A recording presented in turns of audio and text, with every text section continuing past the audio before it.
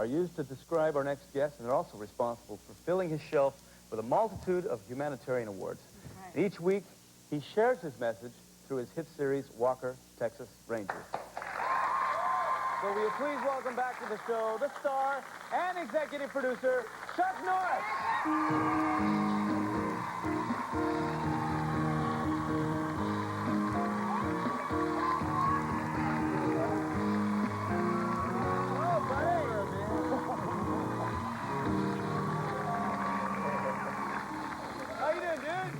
Doing good. Wedding bells coming up now? Mm-hmm. Yes, for...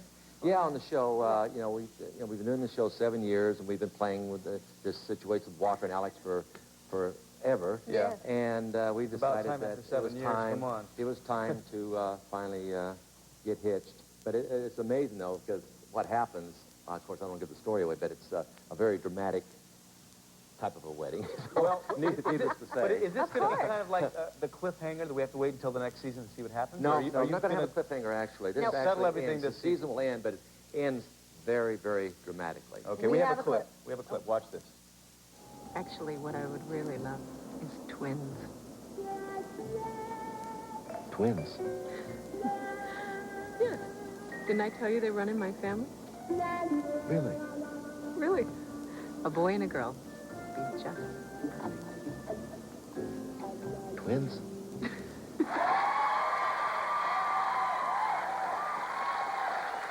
So, finally get hitched.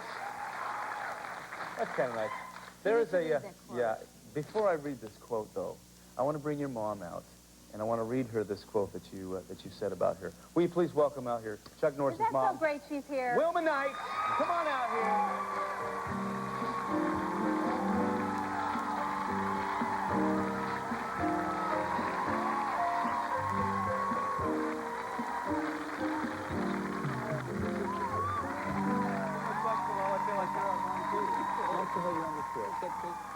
You know, last time Chuck was here, he told us everybody gets involved in the show. Are you involved in his career in any way? Oh, I try to keep him, straight.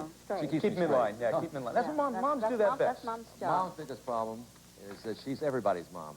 You know, she lives in Sun City, California, and I'll try to call her, but her line's busy all day long. She is like the international therapist for everybody. Oh, really? Everyone calls Mom for any type of advice or therapy concepts, about their lives. And so every time I try to call Mom, the line's constantly busy. So I actually put a private line in her house just for me and my brother, so we can get a hold of her when we want to call her. Wilma, do you know how much this guy loves you? Yes, I do. Listen to this quote. She still is an inspiration to me. We didn't have much money, but there was always plenty of love. How does that make you feel? Oh, it makes me feel great because, you know, he was my strength because we didn't have much money. Yeah. And we sat down together and we'd figure out the bills, together. Yeah. And when he was just 14 years old. So, he's always been there. It's just because I had the two younger boys. Aaron and Wheeler, my son that's killed in Vietnam. Mm. And he babysat for them while I worked. And so, it's just been... Do you know what? There's something about a mother-son relationship that is very, very special. Yeah. My oldest boy, who's 16, he'll take care of the kids for me because I'm working. And it's especially, you can see a great deal of love there. Well, I have to say, because with Mom, growing up in Oklahoma, and when we say we had no money, it was poverty, not poor, but poverty. And we were on welfare for years. And Mom, being basically a single parent, our father was not around very much. And she raised the three of us, and she kept us in church, kept our moral values straight, and made sure that we directed our lives in a very positive way. And any time we start to drift off, she would pull us back in. Was he a troublemaker? Yeah, did he drift off once in a while? No, he didn't. Oh, come on, Mom. No. Give us the dirt on him. Give us the dirt. I can't because... Did you just get him in shape? No, you know what? I kept him in church and Sunday school, and I said, this is the main thing of raising children, is to teach them about the Lord and give them all the love. Well, I think the key thing that Mom did for me was responsibility. Growing up, and she gave me the responsibility to help, and to watch my younger brothers. When she worked nights, I'd come home from school and watch my two younger brothers while she worked nights. And so, you know, you think, well, that's bad, but it really instilled in me a sense of responsibility that it carries over to this day. So I thank God for that happening. What do you think the best advice your mom ever gave you was? It's just, you know, just to trust in the Lord and things will come out right. That's wonderful. You know, it's like you're saying some of the good, some of the bad things. Your karate school, we were talking about this.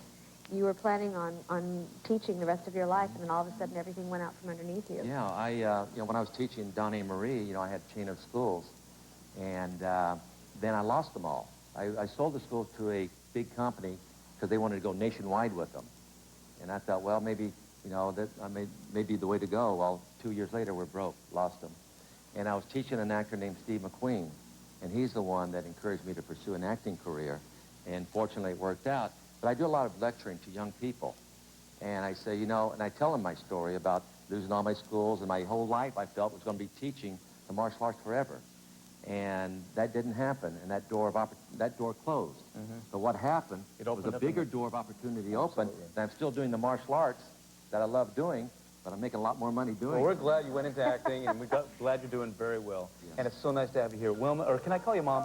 You call me Mom. I know that, Ellen Donny. calls me Great to have you on the show, Mom. Chuck, come back sometime again, all right, forward would to you? it, Donny. And you too, Mom. Oh, thanks. Great to have you Please, here. great to be here. Stay right there. We'll be right back right after this.